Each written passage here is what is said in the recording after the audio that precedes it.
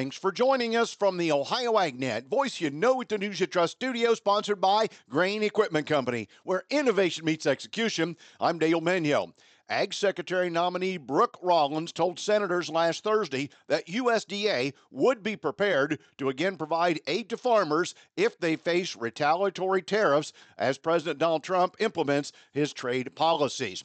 Despite concerns about farm workers being deported, Rollins also told senators she supports Trump's border and mass deportation policies, but she said she's willing to work with the Department of Labor and Congress to reform the H-2A migrant labor program.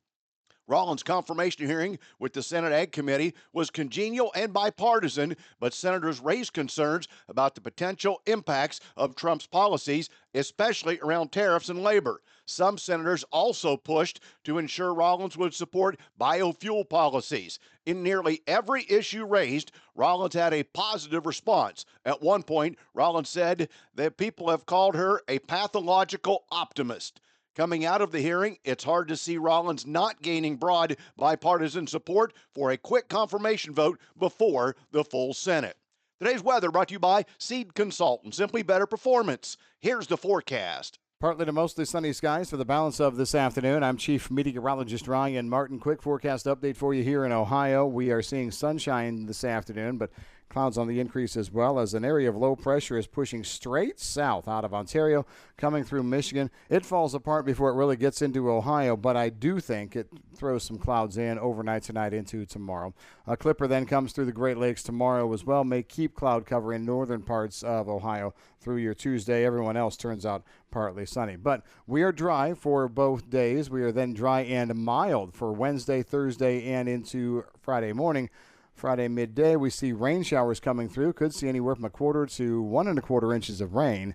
And then we cool down for the weekend. I'm Ryan Martin. And thanks, Ryan. Cattle and calves on feed for the slaughter market in the United States for feedlots with a capacity of 1,000 head or more totaled 11.8 million head on January 1st of 2025. That inventory was 1% below January 1 of a year ago. The inventory did include 7.25 million steers and steer calves and 4.58 million head of heifer and heifer calves.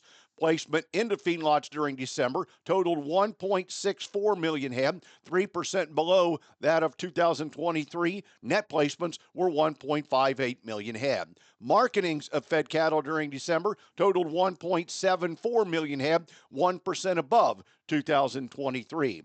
Now, there aren't many times when the monthly cattle on feed report helps bolster a market's rally, but upon seeing Friday's data, traders will likely find USDA's January 1 cattle on feed report to be undeniably bullish, said DTN livestock analyst Shaylee Stewart. For starters, it's relieving to see more marketing take place, which is a combination with lighter placements and how that's helped decrease the total number of cattle on feed. And when you take into consideration that cattle are spending 150 to 190 days on feed to finish nowadays, that's quite a feat. Also, the placement data was shockingly bullish as pre-report estimates simply had Friday's data misjudged, with total placements in December totaling 1,642 million head, which is down 3% from a year ago. Traders will likely be eager to support the contracts on today's trade, and with Mexican feeder cattle imports being banned since the end of November, one has to wonder how much of a role that's playing into Friday's placement data. Time now for the Midday Market Analysis provided by Leist Mercantile and sponsored by Brandt, helping growers take control for over 70 years. I'm Ryan Metzger with Leist Mercantile, providing your technical outlook for today. Starting off March 25, corn futures has the first level support seen at 484, with the first level of resistance seen at 489. March 25 soybean futures has the first level of support seen at $10.47, and the first level of resistance seen at $10.63. March 25 wheat futures has the first level support seen at $5.40 and the first level resistance at $5.50. For bullish momentum, we need to see closes above those key resistance levels. Please visit our website at leismercantile.com to learn more about our grain marketing program and crop insurance services. And thanks, Ryan. Today's market is brought to you by Seed Consultants. Simply better performance online at seedconsultants.com. Early in midday, we have March corn down 6 1/4 at 4.80 1/4 cent. December new crop down 5 1/2 at 4.55 1/2. March soybeans down a dime at 10.45 3/4. November new crop down 8 at 10.40 3/4.